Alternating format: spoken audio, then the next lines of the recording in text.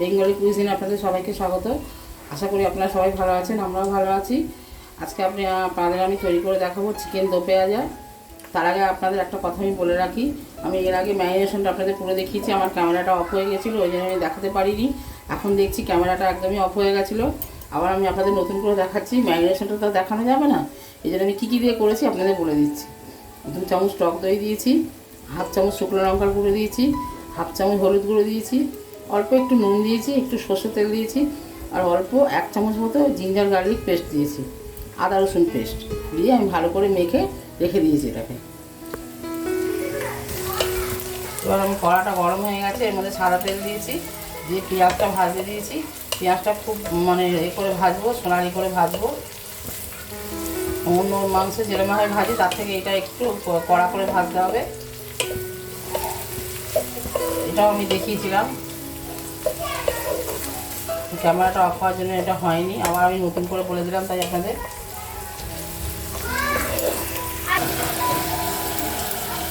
পেঁয়াজটা ভাজা হয়ে গেছে, এর মধ্যে এবার আদা রসুন বাটা দিলাম 1 চামচ করে।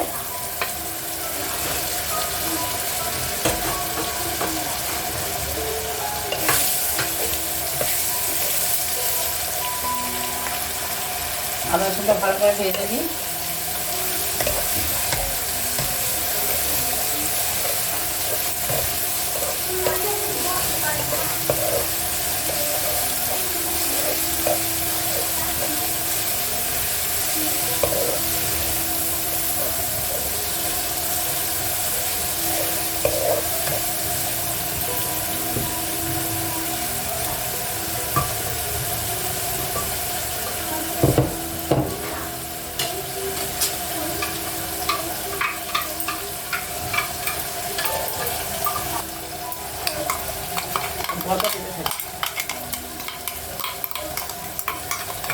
টমেটো বাটা দিলাম,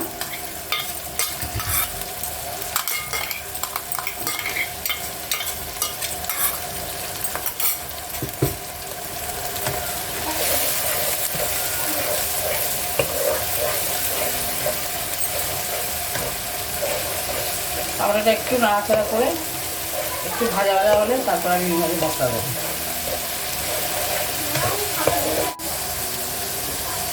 জিরে গুঁড়ো, ধনে গুঁড়ো, হলুদ গুঁড়ো, লঙ্কা গুঁড়ো দিয়ে দিলাম।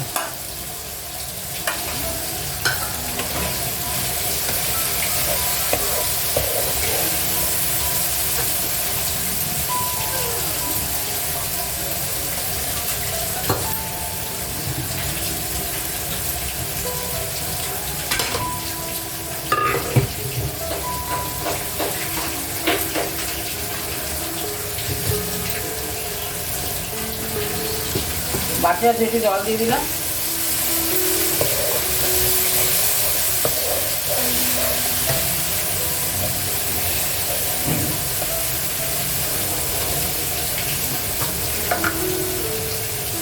কালারটা খুব ভালো আসছে, 2-4টে দানা দিয়ে দিলাম চিনি।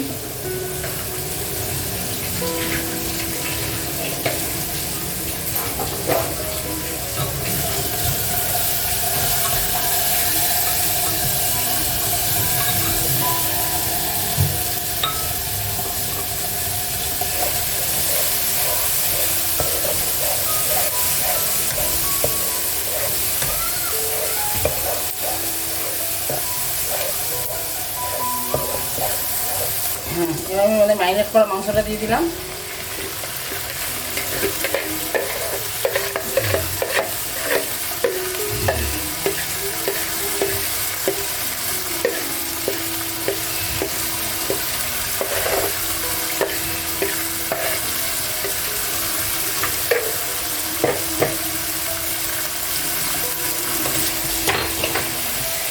যতক্ষণ না কষানো আমি করতে থাকবো, হাতটা কষা হয়ে যাবো আপনারা দেখাচ্ছি।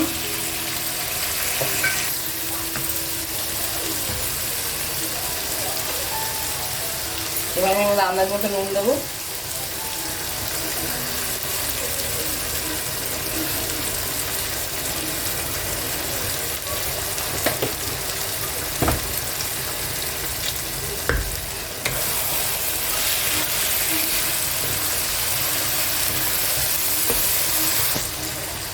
মাংসটা একদমই কষা হয়ে গেছে, দেখুন তেল ছেড়ে দিয়েছে।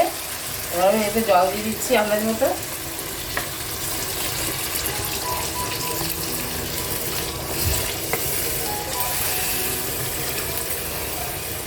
আমরা ঢাকা দিয়ে দেবো।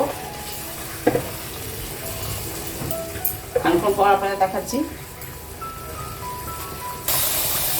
এরকম করে কেটে রাখা পেঁয়াজগুলো এবার দিয়ে দিচ্ছি এর মধ্যে।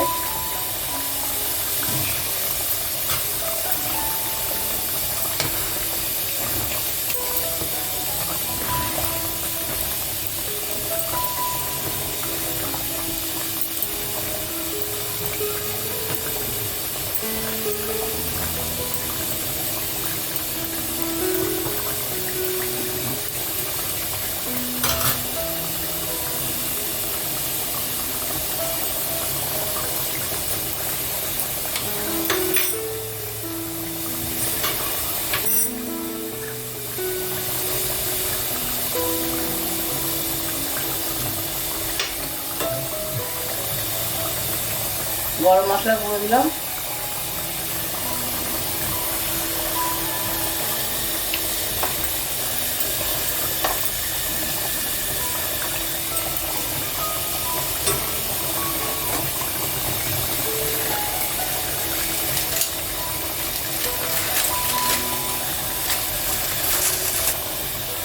কসুরি মেথি ছড়িয়ে দিলাম।